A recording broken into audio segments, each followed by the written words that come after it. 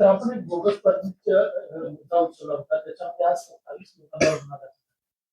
बघा, मीरा भाईंदर महानगरपालिका हद्दी, बोरीवली, कल्याण डोंबिवली अशा अनेक ठिकाणी बोगस कागदपत्र घेऊन बॅच, लायसन्स, परमिट ह्यासाठी उपयोग केला आहे. मेजॉरिटी बॅचेससाठी उपयोग केलेला आहे. ते आमचे निलेश फपाले कार्यकर्ता हे त्यांच्या नजरेत आल्यानंतर त्यांनी मला सांगितलं. आम्ही चौकशी केली आणि त्याचे माहितीचे काही पुरावे म्हणून ते त्यांच्याकडनं पेपर सुद्धा घेतले. आणि ह्या संदर्भात मी प्रेसमध्ये अगोदर सुद्धा सांगितलं होतं. परंतु ते हल्ली कोण ऐकत नव्हतं. आम्ही महापालिका आयुक्तांनी सुद्धा पोलिसांना पत्र दिलं होतं आणि मी सुद्धा त्यांना पत्र दिलं आयुक्त महोदयांना आणि रेस्टिंग ऑफिसरला. कारण की अशाच प्रकारचे रेशन कार्ड सुद्धा बोगस बनवले गेलेले. जसं हे काय बोलता त्याला प्रमाणपत्र बनवलं गेलं, जन्मदाखला बनवलं गेलं, बर्थ सर्टिफिकेट, त्याचप्रमाणे रेशन कार्ड सुद्धा केले. आणि यामध्ये करताना ज्यावेळी आम्ही नजर काढलं तर एक 20 एक सॅम्पल आमच्याकडे आले केले. त्यामुळे 2 हिंदू होते, 18 मुस्लिम होते. आता ते मुस्लिम रोहिंग्या मुस्लिम आहे, बांगलादेशी आहे की इकडचेच आहे, हा प्रश्नचिन्ह निर्माण आहे.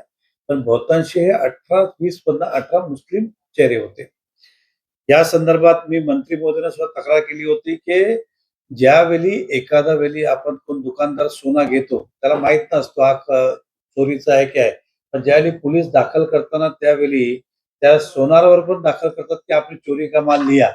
चोरी का माल खरीदना भी गुन्हा है, बेचना भी गुन्हा है, असं म्हणून त्यांना घेतलं. मग या प्रमाणपत्र ज्या आधारे ज्या लोकांनी याचा वापर करून कोणाला फायदा पोहोचवलं, मग त्या अधिकाऱ्यावर गुन्हा दाखल व्हायला नको का? मग त्यांच्यावर पण हे दाखल झालं पाहिजे असं आमचं मत आहे. आणि या संदर्भात चौकशी केली तर खाली एक मीरा भाईंदर नाही, अनेक आरटीओ मध्ये अशा प्रकारची मला प्रॅक्टिस आहे.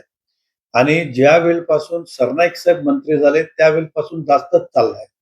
आता ते हेही सत्य आहे की बोगस घेतले आणि कुठल्याही फुकटमध्ये काम होत नाही. या एक बॅचेसला 50-50 हजार रुपये घेतले याची पण आमच्याकडे तक्रार आहे. पण त्याचे पुरावे नाही. कारण देणारा व्यक्ती बोलतो मला इतना पैसा दिया. हे पुरावे नाहीये. म्हणून हा परिवहन विभाग एकदम भ्रष्ट विभाग या सरकारामधला आहे असं सांगायला हरकत नाही. मी माननीय मुख्यमंत्र्यांच्याकडे तक्रार केली आहे की यामध्ये सरकारने कडक पाऊल उचललं पाहिजे आणि खरं म्हणजे ही मूळ जबाबदारी मंत्र्यांची देखरेख करणं. आणि ज्यावेळी निर्देशनाने काय केलं, स्थगिती दिली. स्थगिती हा मार्ग नाही ना. चोराला पकडायला पाहिजे ना. तुम्ही स्थगिती दिली आणि बाकी लोकांवर पण गदा आणलं. तुम्ही ज्यावेळी आता मराठी मुद्दा आमचे मंत्री महोदय सांगत आहे, तर मराठी मुद्दा ज्यावेळी बॅचेस दिली त्यावेळी तो नियमच होता. कायदाच होता की मराठीची परीक्षा घेतली पाहिजे. मग त्यांनी परीक्षा का नाही घेतली? त्यावेळी त्यांनी फक्त पैसे बघितले, चलो 50,000 एक का आ आने दो असं करून पैसे घेत गेले आणि कुठले आणि आता बोलतात की मराठी यायला पाहिजे. ज्यावेळी बॅच गेला त्यावेळी मराठीची परीक्षा का नाही घेतली तुम्ही? म्हणजे तुम्ही सगळं फ्री हँड देतात, नंतर अंगाशी आला की काहीतरी वेगळं झटकून टाकतात. तर माझं हेच म्हणणं आहे की आज पोलिसांनी गुन्हे दाखल केले. किरीट सोमय्या साहेब पण आले होते आणि ह्याची चौकशी केली पाहिजे. मीरा भाईंदरमध्ये अजून सापडतील. कारण की हे इनिशियल स्टेजचे केले.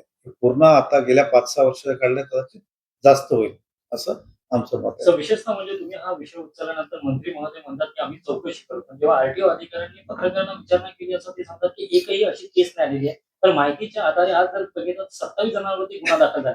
त्याचे आरटीओ अधिकारी प्रसाद नलावडे यांच्यावरती पण कारवाई व्हावी का? बघा, मंत्री महोदय हे दिखाने के दात और खाने के और ह्या सगळ्या संगनमताने होत आहे.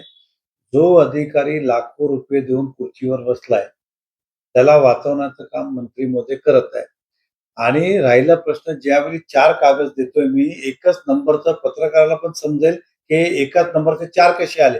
ह्याच्यात काय चौकशी करायची आहे? महापालिकेत विचारलं, मंत्री महोदयांना 5 मिनिटात ते आमची लोक घेऊन फाईल घेऊन पोहोचतील. 5 मिनिटात फोन घेऊन पोहोचते. एकाच नंबरचे 4 दाखले.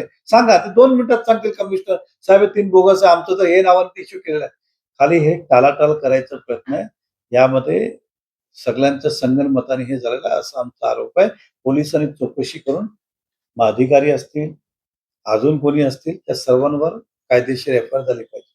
सर तुम्ही मध्ये आता किरीट सोमय्या जे आले होते महानगरपालिकेत ते बनावट जन्मदाखले बनवले जातात. आज नवघरमध्ये काल एक रात्री गुन्हा असा दाखल झालेला आहे की एका हिंदू मुलीची फसवणूक केली. त्यांनी हिंदू बनावट आधार कार्ड, लाईट बिल सगळे डॉक्युमेंट बनवण्यात आलेले आहेत. अशी दुर्घटना आता समोर आलेली आहे नवघर ठाण्यामध्ये. तर काय सांगणार आपण या संपूर्ण नाही बघा, हे मलाही त्यावेळी माहिती पडलं माध्यमाच्या ह्याच्यातनं, मी काय व्यक्तिगत माहिती नाही घेतली. परंतु अशा अनेक प्रकारची घटना या शहरामध्ये घडली, की मुस्लिम व्यक्तींनी नावात बदल केलं आणि अशा प्रकारचे कृत्य केलं. अशा लोकांवर कठोर कारवाई झाली पाहिजे. कारण की अशा लोकांना वेगवेगळे आमिष दाखवून काही वेळेला लव्ह जिहादचं विषय आलाय, काही वेळेला लँड जिहाद आला, काही वेळेला व्यवसाय आला, काही झाले व्यापार आला, काही वेळी पर्सनल नातं जोडण्याचा प्रयत्न केलाय. त्याची कडक कारवाई केली पाहिजे आणि अशा प्रकारे सरकारने पण कायद्यात बदल केला पाहिजे. त्यांना मोकोका खाली अटक केलं पाहिजे.